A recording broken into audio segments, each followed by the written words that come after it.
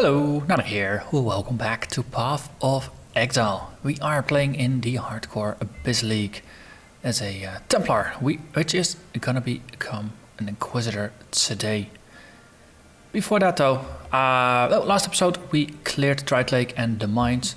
So in between episodes I spent a little bit of time running a Dried Lake. End result is that I'm now level 42. It goes really quickly if you run it even just 5 or 6 times. XP really stacks up. And gear has been improved. Thanks to a good pointer from Mathieu in one of the comments, I traded for a Nycta's lantern. Just bought this one for chaos. And it is now supplying my Volatile Dead with Conk Effect and a chance to ignite with a level 10 fire penetrate, which is actually a higher level than I can even equip at this level. At this level it's, level 6 is the best I can actually have.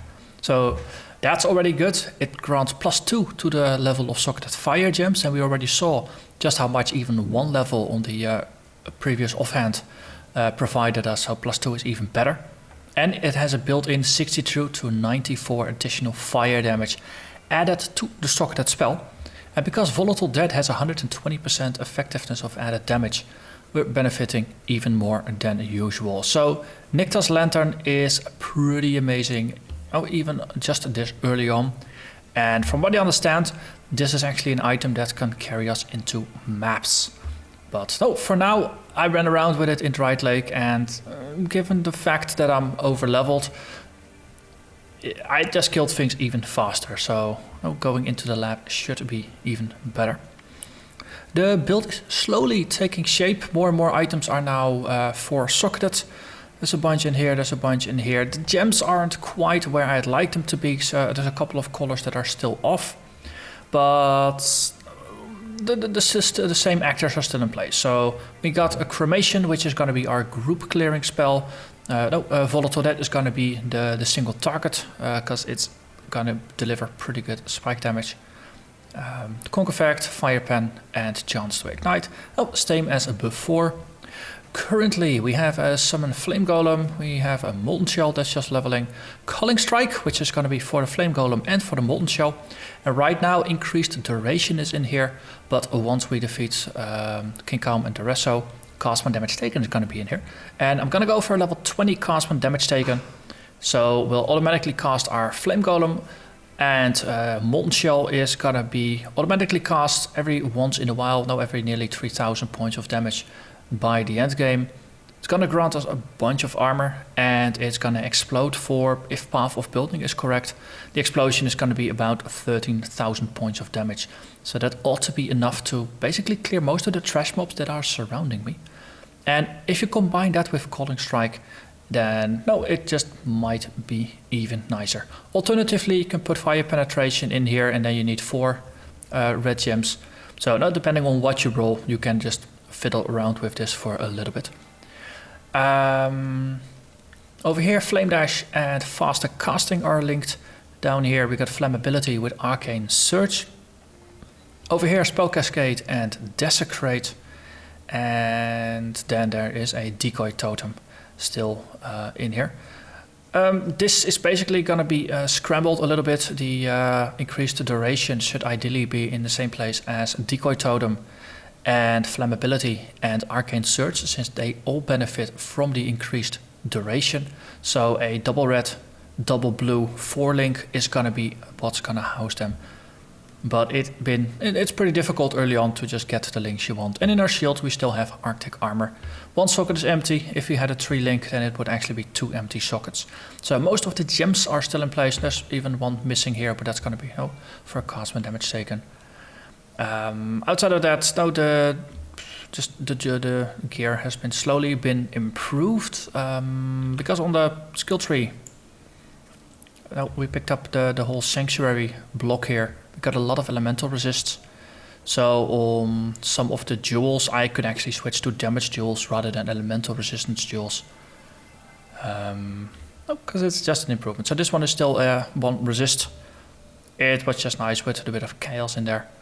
But for the rest, this one is a bit of life, a bit of spell damage, a bit of fire damage added to a spell. It's a dual wielding, so that doesn't count. Additional chance to block if I've been hit, and 2% elemental penetration if I haven't killed something. So against bosses, that's 2% extra. So effectively, that is it live with a little bit of flavoring thrown in. And down here, no. Actually, this one does apply fire damage to spells when holding a shield. This is a shield, so that counts. And we have the another 2% elemental penetration if I haven't killed recently. So it's going to be for the opening hits, and it's going to be in boss fights without add-ons.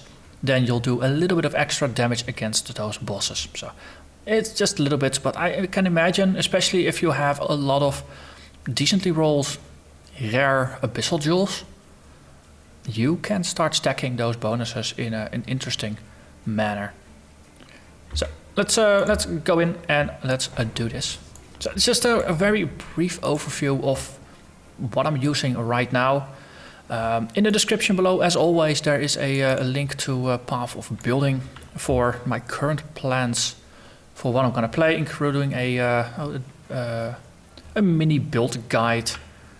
I'm gonna hold off on the video for now. I wanna have a quick look.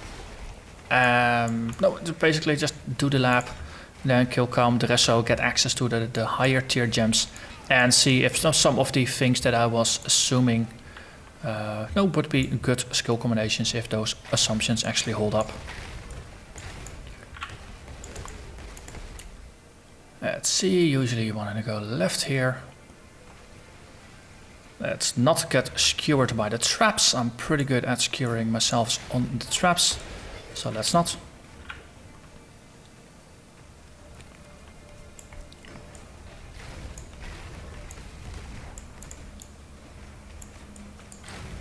So the cost of damage taken with Molten Shell. I figured this is an armor build, so we might actually benefit from it.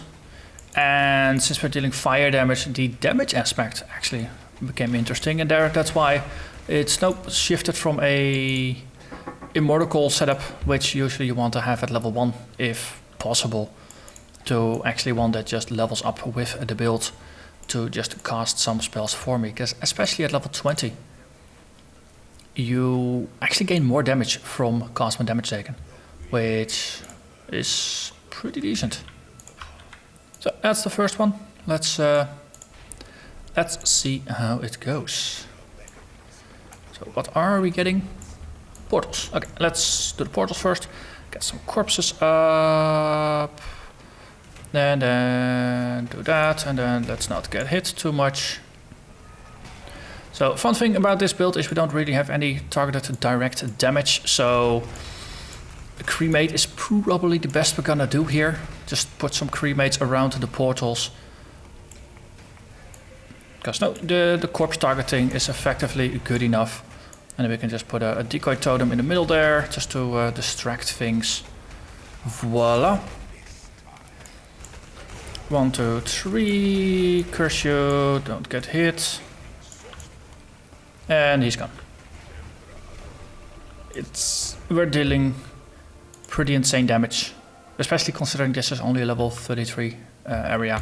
I had it in my head that it was 35, but even those two levels wouldn't have mattered too much.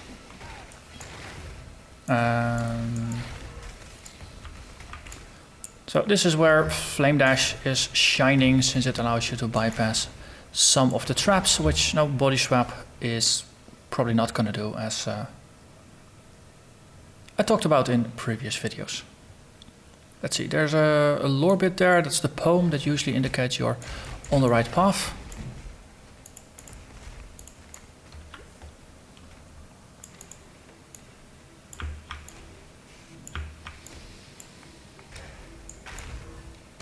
I kind of alternate between using Volatile Dead and Cremate. At this point it doesn't really matter.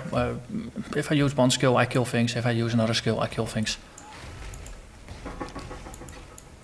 But if you're not dealing with abysses or other forms where you just want to control territory, putting down Cremate is just very nice, since these sparks, they do keep an area free of trash mobs. So for rares, they will break through, because they just have more health. Okay, we're just getting there. And another trial I like how efficient it is now. Did we pick anything up? Nope, we didn't. It's almost like speedrunning the lab. Oh, let's actually double check. That's the elemental aura things. I think it was just a matter of killing it. Though I could be wrong about that. Okay, curse you, and then just Volatile Dead you. Oh. Yeah, you're gonna die, buddy. Like that. I'm no expert at running the lab. And I always get confused about what the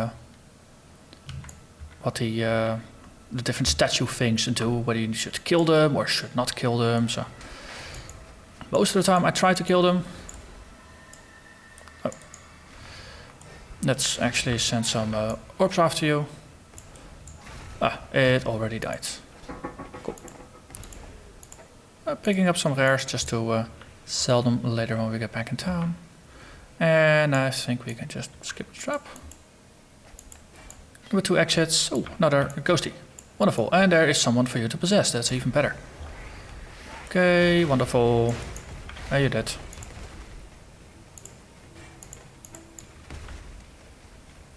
Oh, that's... Why is that door wall glowing? That's a peculiar looking. Okay. Maybe these are some details I just never noticed. Pretty good at not noticing details. Ouch, ouch, ouch.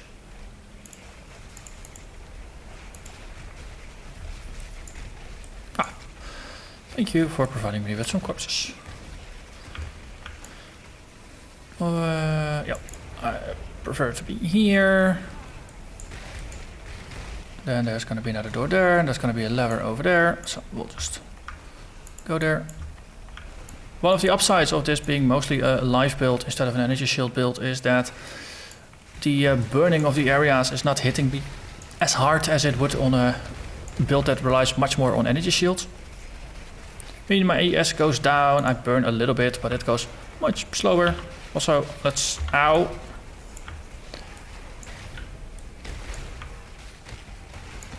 Okay.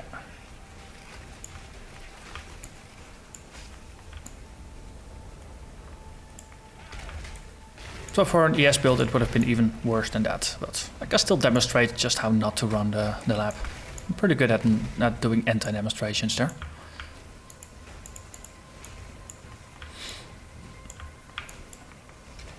Luckily, on normal, the lab almost runs itself. So especially if you're overleveled and decently geared, there's not a lot of things you could do wrong. Other than just standing inside of traps for way too long.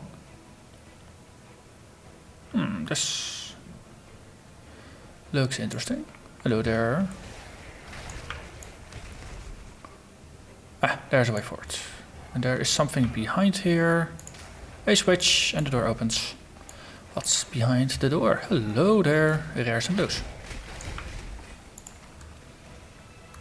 A mysterious dark shrine. Ooh.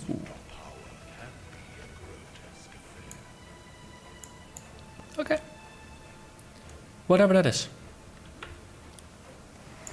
It was probably a good thing. Since I think they've removed all the dark shrines that are not good things. Also, I should stop picking up the huge items. Since they're very inefficient. Okay, so that was that. And let's just continue along this line. See if we can find an exit. See, Cremate still does its thing, but it is slower, because you have to rely on the projectiles actually hitting enemies and things like that. Okay, that goes up, then they have to take the right hand side.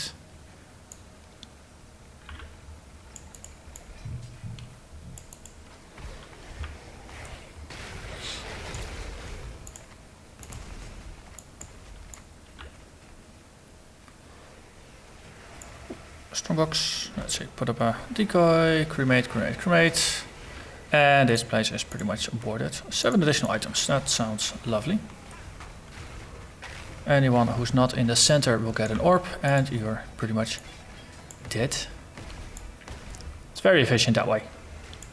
No, the volcanoes kill enemies in the center. Orbs go after anyone who's not in range of the volcanoes. It's a decent tag team. Especially, I think, for the end game, using Volatile Dead mostly for boss killing and Cremate for just clearing trash mobs. I think it's gonna work. Though Volatile Dead is actually not that bad at clearing trash mobs either, because it's easy to summon a lot of them in a very rapid succession. But we'll see. We will see. Okay, this area seems larger than some others. That's almost like a secret exit. Is this a traversable? Grr. Just not.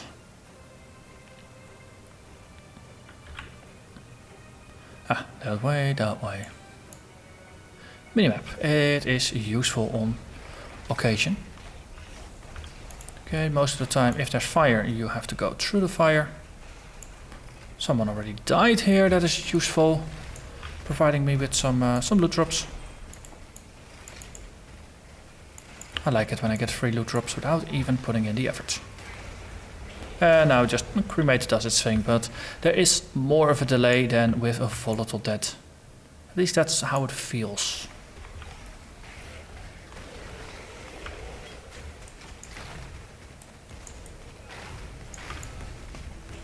I do like how the Arcane Search naturally finds its way on manually cast curses, because the curses in general are relatively expensive to cast.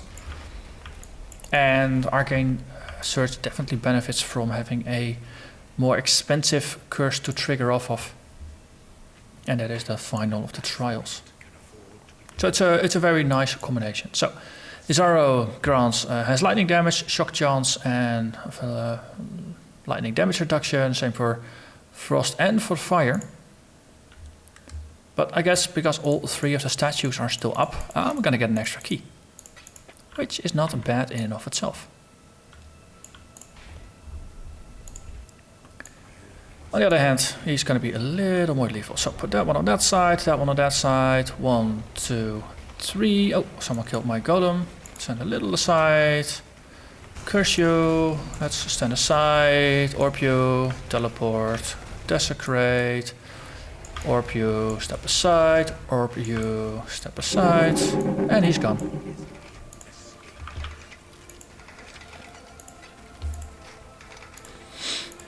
It almost sounds like Orb you is a stand-in for something a little more obscene, but of course we're keeping it civil here.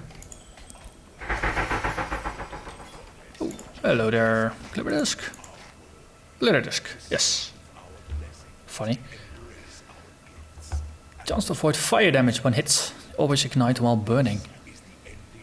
I don't like to burn. I guess this is more for a righteous fire kind of build. Cool. Actually found some regular jewels rather than abyssal jewels. That's a funny change of pace.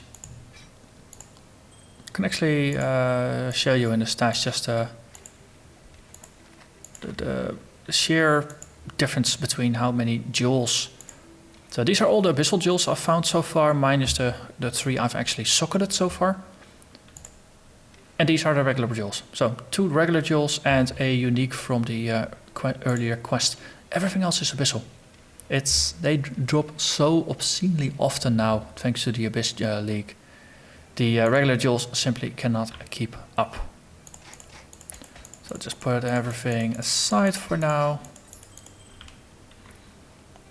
You know what, let's actually have a look. Divine Font. Enchant gloves. Am I gonna enchant these gloves? I don't have anything better to enchant, so I might as well, even though they are pretty trash. Word of Flame on hit. That sounds like it might actually be relevant. Release a nova of fire around you, damaging nearby enemies. Trigger when you hit. Cool. And it's just fire damage, so that naturally synergizes for me. I like it. And of course, the thing we've been waiting for. Ascending. So my thoughts was Inquisitor because I actually haven't played a Templar since the Ascensions were added, so I've never even played one of these. But I've always had my eye on this, and I like Consecrated Ground, and going for Sanctify and later for Pious Path seems like a good reason to just a good excuse to just maximize our use of Consecrated Ground. So what does it do? Let's ascend and then pick the points. So first point, a little bit of life regen and an increase in elemental damage. That's just so far so good. Next up, Sanctify, 30% chance to create Consecrated Ground when it hits, lasting 8 seconds. Consecrated Ground you create grants 40% increased damage to you and allies.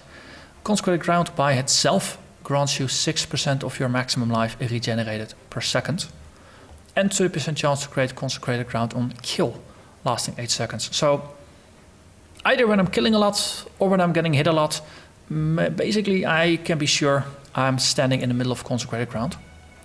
And therefore I'm benefiting from the life regen, so that's gonna be a good thing. That means lots of staying power. Gonna get a 40% damage bonus, that's just mostly gonna be on. After that, for the quote-unquote cruel lab, another small boost to our life regen and elemental damage, and after that we get Pious Path.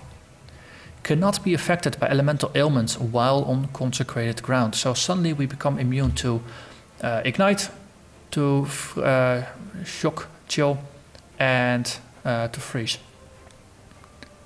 So that's just a lot of annoying things that you can, well, simply ignore. Freeze removal on a flask still remains useful simply for opening up strong boxes when you are not standing in the middle of one of the Consecrated Grounds. On the other hand, what you could say, just bring a sulfur flask along. That's gonna guarantee that I can create a Consecrated Ground. Next up, 6% of maximum mana and energy shield regenerated per second while on a Consecrated Ground. This is pretty major in my opinion, because it's almost as if you have a Zealot's Oath without the downside of transferring your life regen to your energy shield. You simply get energy shield recharge, and 6% is a pretty decent amount. And especially since we're gonna be standing on top of it, everything we have that basically corresponds with life will be regenerating. So we'll have life regen, we'll have energy shield regen, and we'll have mana regen. And thanks to Mind over Matter, we can use mana as life. So now everything that we can use as life will be regenerating as long as we're standing on Consecrated Ground. So at least on paper it seems like that is a very nice defensive bonus. And 25% increased attack and cast speed while on Consecrated Ground. So on top of all of that, we'll be casting the Volatile Dead even faster than usual, since that is the spamming skill after the cremates are up. And the funny thing is, once we go for the merciless version, we can go down here, increase elemental damage, get some attack and cast speed, and after that, Instruments of Virtue, 30% increased spell damage if you cast a spell recently, and 30% increased cast speed if you've 20% and 50% increased attack damage. Actually, we're not benefiting from the attack or cast speed here. It's just going to be the 30% increased spell damage. I have considered maybe putting something like a Spectral Throw in one of the empty sockets in the shield, just so I can just trigger an attack every once in a while and benefit from the bonus to cast speed that Instruments of Virtue is gonna give us. Now, if you just cast it once per 4 seconds and then cast a bunch of Volatile Deads, you can get quite a higher number of Volatile Deads out. But I'm not quite sure if that's gonna become too fiddly or not. Well, I actually thought there was a small bonus to cast speed. But if it's only 30% increased spell damage, then I don't think Instruments of Virtue is actually going to be all that great. So then, well, we're going to take two Sanctify and Pious Path. And after that, we got the Merciless and the Endgame versions left. So over here, Augury of Penitence. Nearby enemies take increased elemental damage and deal less elemental damage. That has some potential. Now, if they get close, they die faster. Alternatively, there's another chain down here. Righteous Providence, increased critical strike chance against enemies that are affected by no elemental ailments. So your first hit against an enemy is effectively gonna have a 10% chance to crit rather than 5%. And of course, every crit causes ailments. 45% chance to critical strike multiplier against enemies that are affected by elemental ailments. So the first one guarantees that it's going to be easier to set someone on fire in this build. And the second one, once they're on fire, those crits that you do land, they do more damage. And 20% increased effect of non-damaging ailments applies to the effect of shock, chill, and freeze. They just become stronger and therefore also easier to apply. And then there's some crit multiplier here, more elemental damage and crit multiplier, and then in the end, inevitable judgment.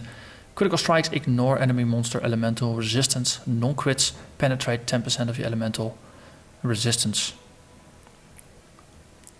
We already have quite some elemental penetration.